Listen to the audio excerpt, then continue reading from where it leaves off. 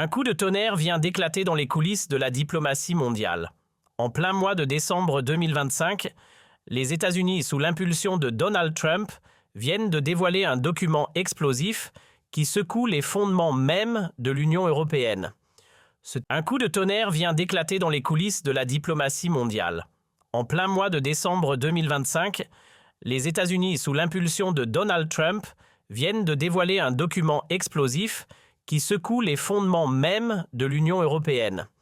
Ce texte signé en catimini ne se contente pas de reconnaître le Rassemblement national comme un acteur politique légitime, mais va bien plus loin, il en fait un allié stratégique dans la lutte contre Bruxelles. Imaginez la scène Washington d'un trait de plume, enterre des décennies de partenariats transatlantiques pour parier sur une Europe éclatée, où chaque nation reprend son destin en main. Pendant ce temps, à l'Élysée, Emmanuel Macron, le champion autoproclamé de l'Europe unie, reste pétrifié, les yeux rivés sur ce document qui scelle l'échec de sa vision. Ce n'est pas une simple volte-face, c'est un tremblement de terre géopolitique, un signal clair que l'Amérique ne croit plus en l'UE et mise désormais sur ceux qui veulent la démanteler. Les cartes sont rebattues et cette fois, le jeu se joue sans lui. Accrochez-vous car ce qui suit va vous glisser un frisson dans le dos.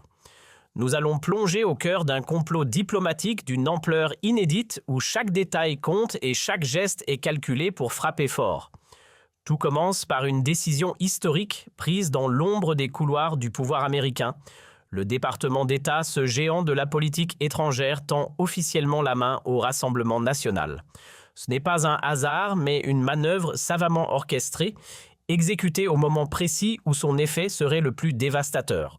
Ce geste n'est pas anodin, il marque l'engagement sans équivoque des États-Unis en faveur d'une Europe libérée des chaînes de Bruxelles, une Europe où chaque nation retrouve sa voix et son indépendance. Préparez-vous car les révélations à venir vont ébranler vos certitudes et redéfinir les règles du jeu politique. Face à cette offensive américaine, les élites européennes confortablement installées dans leur tour d'ivoire sentent le sol se dérober sous leurs pieds. À Paris, les dirigeants habitués à dicter leurs lois depuis leur salon feutré réalisent avec effroi que leur pouvoir s'effrite. À Bruxelles, les bureaucrates perdus dans leur labyrinthe de règlements comprennent trop tard qu'ils ont sous-estimé la colère des peuples. Pendant des années, ces mêmes élites ont fermement serré la main de régimes autoritaires, négociant des accords opaques avec des dictatures où la liberté n'est qu'un mot vide de sens. Aujourd'hui, l'Amérique tourne le dos à cette hypocrisie et choisit de soutenir ceux qui refusent de plier le genou devant une Europe technocratique asphyxiée par ses propres dogmes. Le message est clair, l'ère des compromis douteux et des alliances contre nature est révolue. Une nouvelle ère commence et elle sera celle des nations souveraines. Imaginez un instant ces partenariats lucratifs scellés avec des régimes où les libertés fondamentales ne sont qu'une illusion, où les minorités sont écrasées et les opposants réduits au silence. Pendant ce temps, ces mêmes élites européennes, promptes à donner des leçons de morale, s'acharnent à diaboliser les mouvements souverainistes, les étiquetant comme des ennemis de la démocratie des extrémistes à bannir. Pourtant, sous l'ère Trump, une nouvelle ère s'ouvre, celle d'une Amérique déterminée, guidée par le principe « l'Amérique d'abord », qui agit sans détour contre les véritables fléaux de notre époque, le terrorisme et les idéologies haineuses. Plus de compromis, plus de discours ambigus, seulement une ligne claire et des actions fortes pour rétablir l'ordre et la justice. Et c'est dans ce climat explosif, où chaque décision semble lourde de conséquences, que l'improbable devient réalité. Alors que le monde est encore sous le choc d'un attentat barbare révélateur des tensions qui déchirent nos sociétés, une rencontre discrète mais décisive a lieu dans l'ombre. Sarah Rogers, une pièce maîtresse de l'administration Trump, engage un dialogue approfondi avec les dirigeants du Rassemblement national. Ces échanges, loin des regards indiscrets, jettent les bases d'une coopération inattendue. Mais pourquoi le RN attire-t-il autant l'attention de Washington? Parce qu'il incarne depuis des années une résistance inébranlable, la protection des frontières françaises, la défense d'un débat transparent sur l'immigration et un combat sans relâche contre la censure qui muselle les opinions divergentes. Ces idéaux portés haut par le Rassemblement national résonnent avec force dans la dernière stratégie de sécurité nationale américaine, où la liberté et l'indépendance des nations sont élevées au rang de principes intouchables.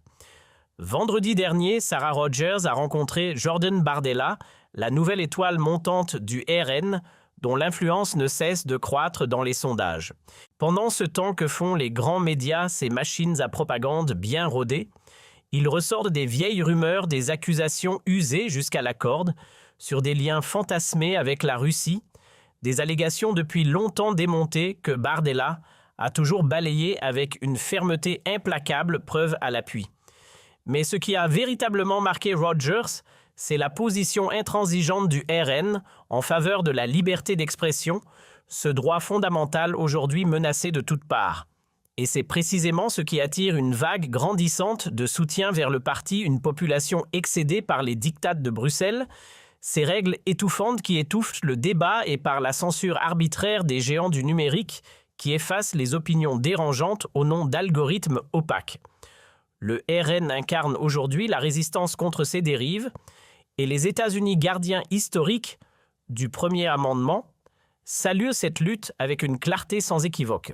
Examinons les faits sans phare. Les services secrets armés de rapports orientés et de méthodes de surveillance intrusives ciblent systématiquement les membres du Rassemblement national. Une tactique désuète héritée d'une vieille garde politique qui tente par tous les moyens de contenir une opposition devenue trop encombrante. Certes, quelques erreurs isolées ont été relevées, des écarts de langage regrettables, mais le RN a su tourner le dos aux excès et se recentrer sur un discours responsable. Pourtant, loin de l'affaiblir, cette pression acharnée ne fait que renforcer sa détermination, comme un arbre qui pousse plus fort malgré les tempêtes. Les chiffres parlent d'eux-mêmes, le RN caracole en tête des sondages, avec une avance qui se creuse chaque jour. Déjà majoritaire dans plusieurs régions, il domine les intentions de vote avec une dynamique implacable. La vraie question n'est pas de savoir s'il progresse, mais pourquoi il séduit autant. Parce qu'il ose briser le tabou, donner voix à ses idées que des millions de Français murmurent dans l'ombre trop longtemps réduits au silence par la peur du rejet. Sur la scène internationale, sa crédibilité ne cesse de grandir. Le parti tisse des liens avec des personnalités clés comme ce proche de Trump, qui n'a pas sa langue dans sa poche, ou encore Elon Musk, ce génie iconoclaste qui dénonce sans détour les dérives autoritaires de l'Union européenne et son arsenal législatif liberticide. Derrière ces lois floues et ces réglementations opaques se cache une réalité implacable, un outil de censure déguisé conçu pour étouffer les voix dissidentes qui osent défier le récit dominant. Elon Musk, en transformant X en un espace de débat sans filtre, a offert au Rassemblement national une tribune sans précédent où chaque publication devient virale, générant des millions de réactions. Mais Bruxelles ne l'entend pas de cette oreille. La réponse est immédiate, brutale, une amende record de 12 millions d'euros infligée à X, une sanction qui fleure bon, la punition politique. Ce coup de massue n'est pas un hasard, c'est l'étincelle qui embrase un conflit latent entre deux visions du monde où l'UE, en serrant la vis, révèle sa vraie nature, celle d'un géant autoritaire, prêt à tout pour imposer son silence. Pendant ce temps, dans l'effervescence des salons new-yorkais, une autre histoire s'écrit. Le New York Young Republican Club organise un gala somptueux où l'élite conservatrice américaine et une délégation de députés du RN accueillis en héros scellent une entente historique. Les discours y sont enflammés, les poignées de main symboliques. Ici, on ne parle pas de compromis, mais d'une alliance sans concession entre des nations déterminées à retrouver leur souveraineté. Le mouvement MAGA et le RN main dans la main brandissent un même étendard, celui de la lutte contre l'immigration incontrôlée, contre la censure asphyxiante et pour une identité nationale fièrement assumée. L'Amérique d'abord et la France d'abord. Deux slogans, une seule conviction, l'avenir appartient au peuple libre uni pour briser les chaînes d'une Europe bureaucratique et déconnectée. Le message est clair, l'ère des nations souveraines est de retour. Et Emmanuel Macron lui reste figé la bouche entr'ouverte, comme si le sol venait de se dérober sous ses pieds. Son édifice politique bâti sur des équilibres fragiles et des promesses vacillantes vacille sous les assauts répétés de Donald Trump. Ce dernier, sans subtilité, multiplie les attaques frontales contre l'Union européenne et la France en particulier, avec des tweets cinglants et des déclarations sans concession. Dès l'annonce de la sanction de l'UE contre X, Trump sort un document de sa poche, le frappe sur la table avec une force théâtrale comme un coup de poing sur une table de négociation. À l'Élysée, c'est la consternation, les réunions d'urgence s'enchaînent, les visages blêmissent.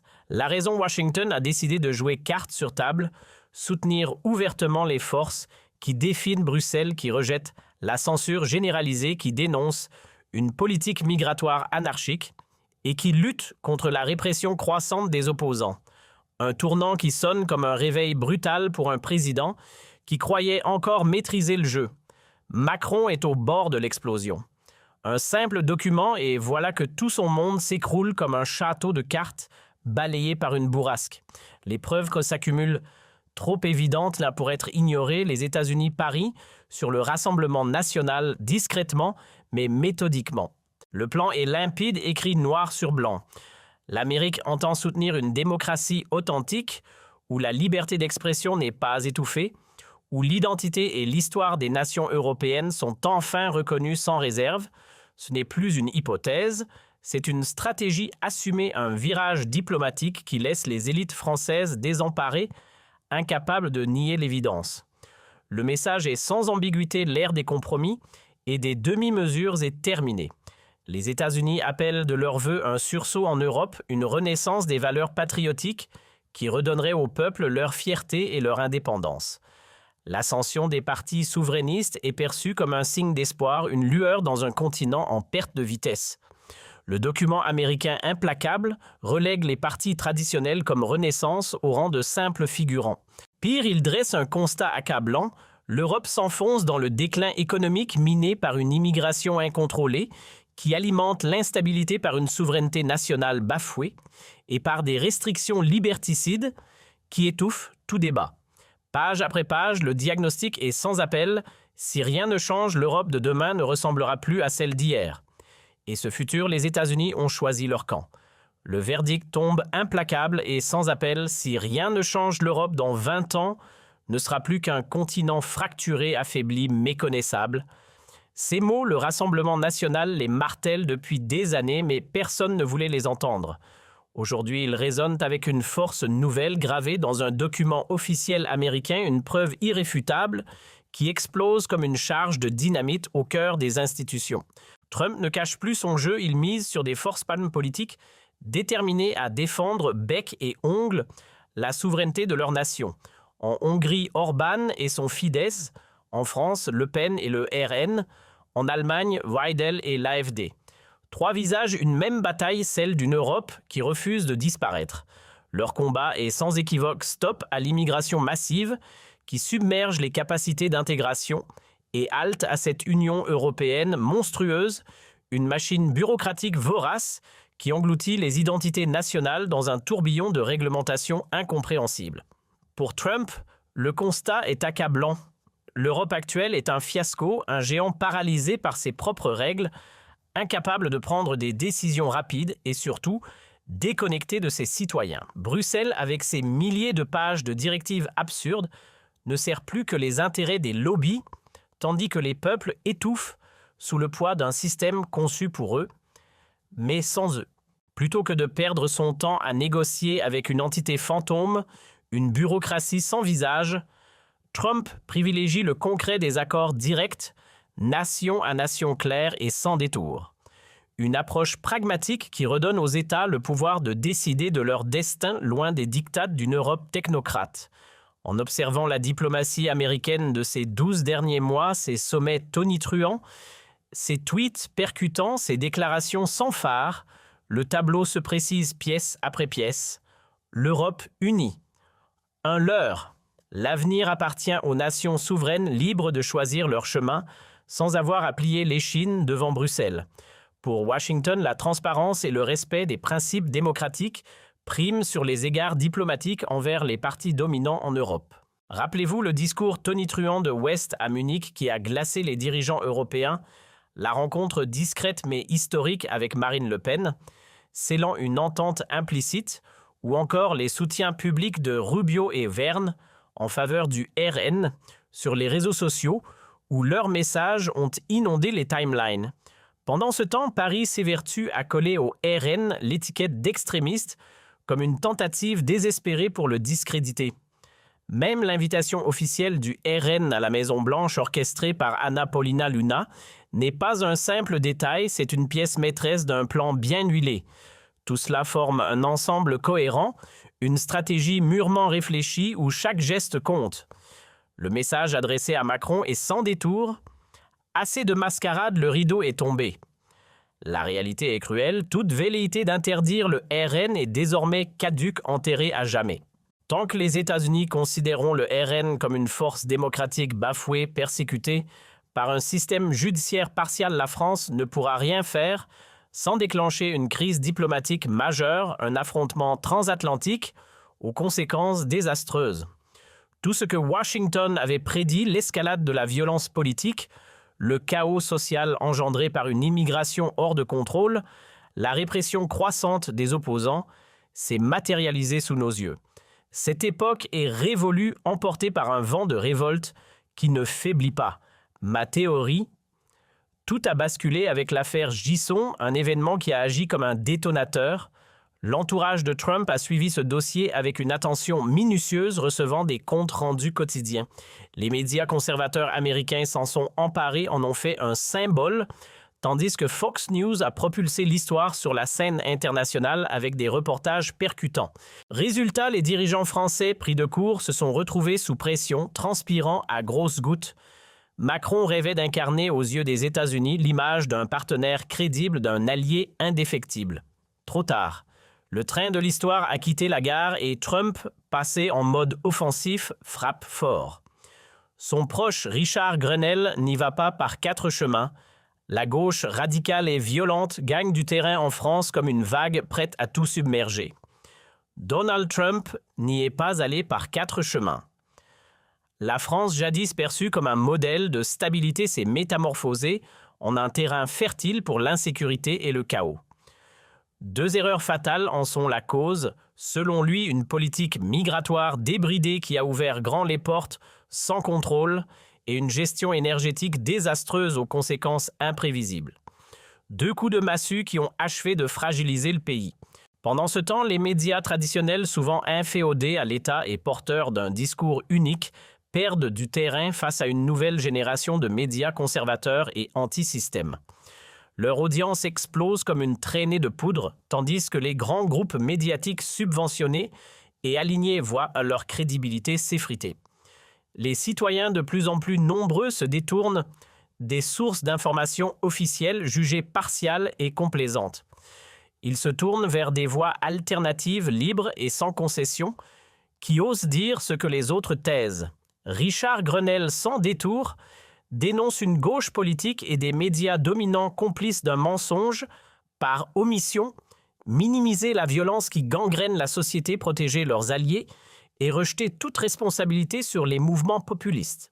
Pendant ce temps, les gouvernements, plutôt que d'agir, préfèrent jouer les autruches, accusant ceux qui sonnent l'alarme plutôt que de regarder la réalité en face. L'affaire GSN a tout changé, un électrochoc pour Washington qui sort enfin de sa léthargie et prend la mesure de la crise. La décision de l'UE de s'attaquer à X a été la goutte d'eau faisant déborder un vase déjà rempli à ras-bord par des années de tensions accumulées. À Paris, c'est la consternation, une panique sourde s'installe tandis que les relations transatlantiques se tendent comme une corde prête à rompre. Aux États-Unis, la colère gronde, attisée par un sentiment d'injustice et d'abandon. Le feu couve et chaque nouvelle provocation ne fait que l'attiser davantage. Cette fois, Washington ne se contente plus de mots ou de menaces en l'air.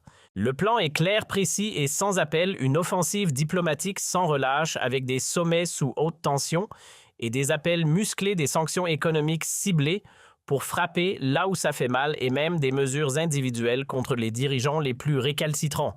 Mais surtout un soutien affiché sans ambiguïté envers le Rassemblement national. Des déclarations publiques, des rencontres officielles, une légitimité renforcée, tout est mis en œuvre pour propulser le RN sur le devant de la scène internationale. Les dés sont jetés, les élites politiques habituées à manipuler l'opinion et à contrôler le récit sentent le sol se dérober sous leurs pieds. Leur construction idéologique patiemment édifiée pour préserver leurs privilèges s'effondre sous les assauts d'une réalité qu'elles ne maîtrisent plus. Emmanuel